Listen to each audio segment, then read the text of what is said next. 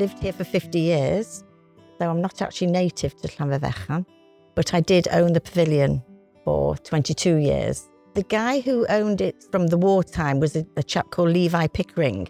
I approached his wife to see if I could buy it because I knew it was up for sale, and she'd actually promised it to somebody else. And this chap, Jap, came to see me at my parents' pavilion in Mae'r, and he said that I could have the place because his wife absolutely hated it. Because his wife hated the place, the day I said I would buy it, he just literally closed the doors.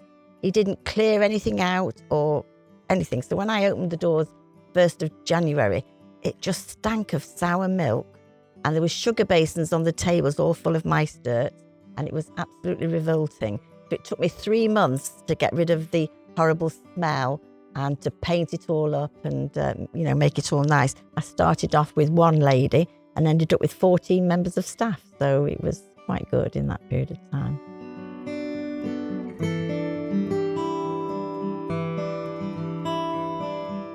The pavilion was actually a theatre, and they did summer shows.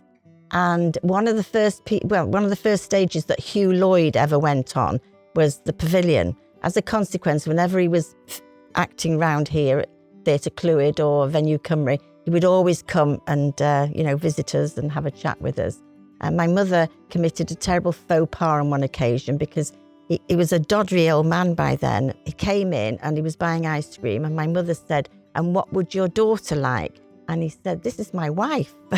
And she was absolutely beautiful and so young. It was incredible. But that was somebody who started their career on the stage at the pavilion. But there also used to be a band of Pierrots that appeared there every summer for a good many years. And they were run by a chap called Frank Dyer. People come all the time telling you stories of, during these performances.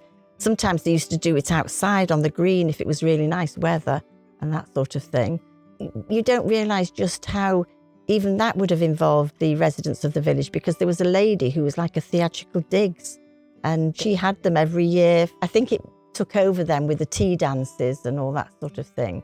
Actually, the floor was all set up when I first had it. The floor was still set up with lines and everything.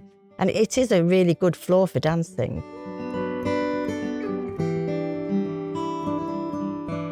All those pavilions were all built by a firm called Ginger Lee of Longsight in Manchester, and they had a catalogue, and you could order the buildings from the catalogue, which seems absolutely incredible to think so many years ago you could do prefabricated buildings like that, but you could. When I came to buy it, I got a surveyor in to, check the property, and he was absolutely amazed at all the safety aspects to the building.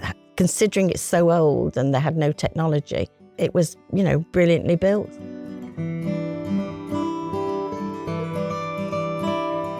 My pavilion used to be a coach stop. When I first bought it, I used to have about 17, 18 coaches a day.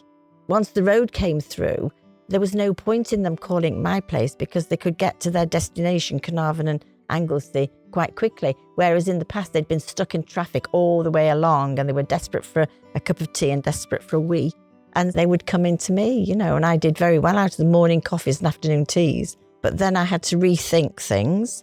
I had to start doing meals, and I bought a griddle, and I was doing all-day breakfasts and all the rest of it.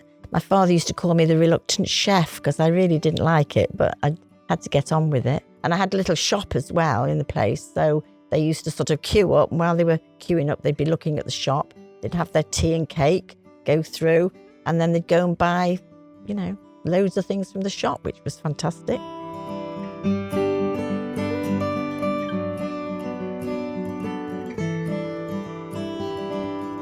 I think I feel obliged to say something about the music that I used to play there, which was definitely not my scene. It was beach sort of organ music, like I do like to be beside the seaside sort of thing. But my father absolutely adored this sort of music. And he brought me this tape, or a couple of tapes from Blackpool. And I started playing them. And the number of people would say, "Oh, I do like this music, you see." And so I would always say, "Oh, well, this is the one, give them the name and everything." I gave the information to so many people about these tapes that the company used to send me free ones.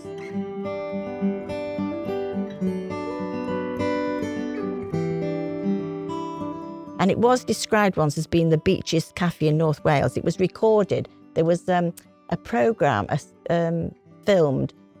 I don't know what it was in Welsh now, but it was Isn't Life a Pain in English. They booked the place for I don't know how many days and did this filming, which I thought was unbelievably boring.